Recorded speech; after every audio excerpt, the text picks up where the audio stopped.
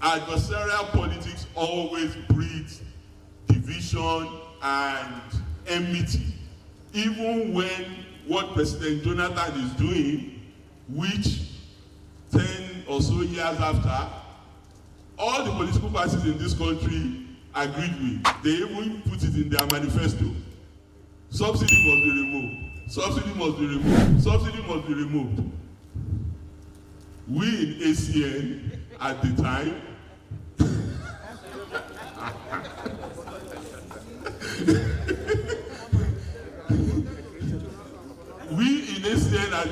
in 2012, we know the truth, sir. But it is all politics. The person you just listened to, the person you just watched right now, is the former Ekiti State Governor Fayemi. He's admitting on the live television that they deliberately sabotaged the economy. What he meant is that they saw Nigeria progressing and decided to sabotage the progress. And the people that were there listening to him, they clap and they laugh. They clap and they laugh at a treasonable offense. While he was speaking, he was laughing, meaning he was joking. What he's saying sounds like a joke to him, but that is not what it means. Now, this is what Fayemi is saying. He's saying that if the fuel subsidy had been allowed, the government of Jonathan would have had more money for quality projects that would have changed the life of Nigerians and boost the economy the more.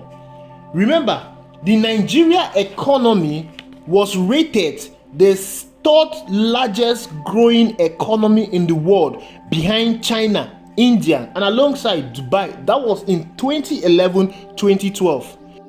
That means the opposition, they were aware of the progress that was going on under the Goodluck administration. But then they turned everything to a propaganda. They knew that a better life for Nigerians will mean another continuity for Jonathan. They don't care about Nigerians. They don't care about the prosperity of Nigerians. They don't care about you. They don't want you to survive. All they want is power. And they will go to any lengths to get that power, even at the expense of sabotaging the economy. That was what they did. So what they do, they deceive gullible Nigerians into thinking that Jonathans want to kill them with fuel subsidy. They prefer playing a deadly politics than seeing the progress and success of the Nigerian state. Now I feel so emotional right now because the memory of that January 2nd protest 2012 just flashed through my memory. I could see Jonathan begging Nigerians to go home. I could see Ngozi Okonjo-Iweala explaining to Nigerians the need why this fuel subsidy needs to be removed. And I could see Tinubu, I could see Buhari, I could see all of them that sabotage the economy, that deceive gullible Nigerians to feel that Jonathans want to kill them. Well, I think at this moment we need to go back history.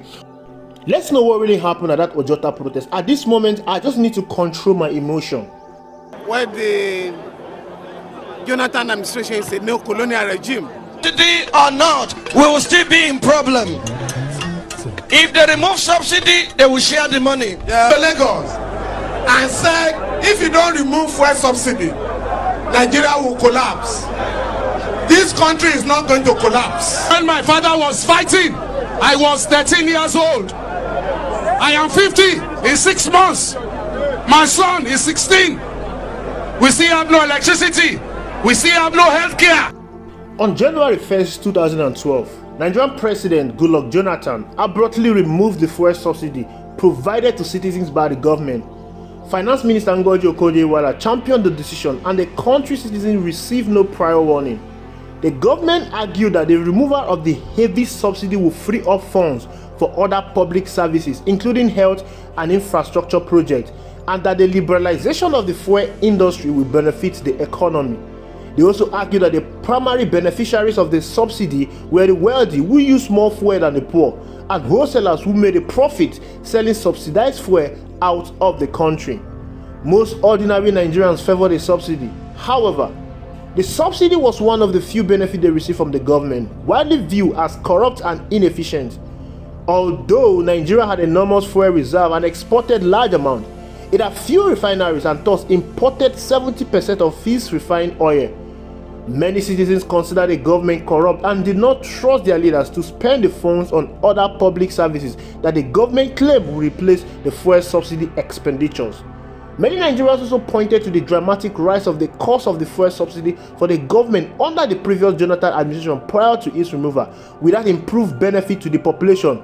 A reason believed that the fuel subsidy funds would not be properly reinvested. They felt that the increase in the cost of the fuel subsidy resulted from increased funds for corrupt government officials, and that the money the government gained by removing the fuel subsidy will also end up with corrupt officials. The quick rise in consumer prices caused by the removal of the subsidy furthered the unpopularity of the decision. Fuel price rose from 65 naira per litre to 141 naira per litre. Bus fare doubled, and most goods moved by road. Food prices also rose to much as twice times their original cost. Demonstration against the removal of the fuel subsidy began on 2nd January in Lagos, Abuja, and Kano. Protesters gathered in central areas of the cities to demand that the government reinstate the subsidy. By 6th January, protests have taken place in every major Nigerian city, with nearly all economic activities stopped in Lagos, Ibadan, and Kano. Protesters demonstrated in central areas of the city, and they focused on their support for the fuel subsidy and an anger with the government corruption. Although protesters consisted somewhat disproportionately of the poor, they came from a wide range of backgrounds. Protests were especially well attended in the northern city of Kano. Even though the majority of Nigerian oil reserves were in the north, the primary Muslim part of the country was significantly poorer than the south, and it felt particularly aggrieved by the removal of the fuel subsidy. While some strikes has already begun, the two largest unions in the country, the Nigerian Trade Union Congress and the National Labour Congress, called for a national strike beginning 9 January. The Nigerian Medical Association and the Nigerian Bar Association offered their support to the strike, as did a number of other unions. Many of the protesters began referring to their campaign as Occupy Nigeria. On 9 January, the general strike began, with oil and gas workers joining the strike. A total of 11 protesters have been killed by security forces by this point. Notably, Nigerian figures including Chimamanda Adichie and Chinwe Achebe voiced their support for the protest. President Jonathan began to try to limit the damage in the face of the growing pressure. He announced a panel to oversee the funds freed up by the removal of the fuel subsidy. In another move aimed at responding to allegations of corruption, he announced a 25% reduction in all government salaries. He also told the country that there will be an increased number of buses so as to reduce transportation costs. He did not, however, reinstate the subsidy or cede to popular demand of the protester that he fired his finance minister. Jonathan maintained the support of the majority of state governors. He also maintained the support of the military and, while unconfirmed, reportedly increased their pay. Many police, however, continued to defect to the protest. Demonstrations slowed in the first days of the strike, but the strike continued and even grew. New unions and sectors of the economy joined the protest, causing even more damage to the Nigerian economy.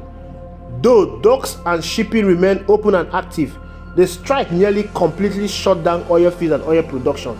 Importers of Nigerian oil grew increasingly concerned at what will happen if the strike continued much longer. The Nigerian government too was extremely worried about the damage to the Nigerian economy caused by the strike. 90% of the Nigerian exports came through oil, and the government obtained 80% of its revenue from the source related to oil production. On 16th January, President Jonathan responded to pressure by partially reinstating the fuel subsidy.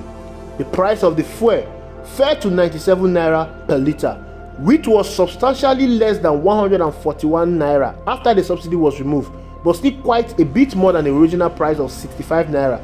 The union called off the strike in response to the move, and protests ended after that announcement. It is obvious that the opposition from AC and CPC, which later merged to form APC, sponsored that protest. They could not stand a progressive Nigeria. They could not stand a successful Goodluck Jonathan regime.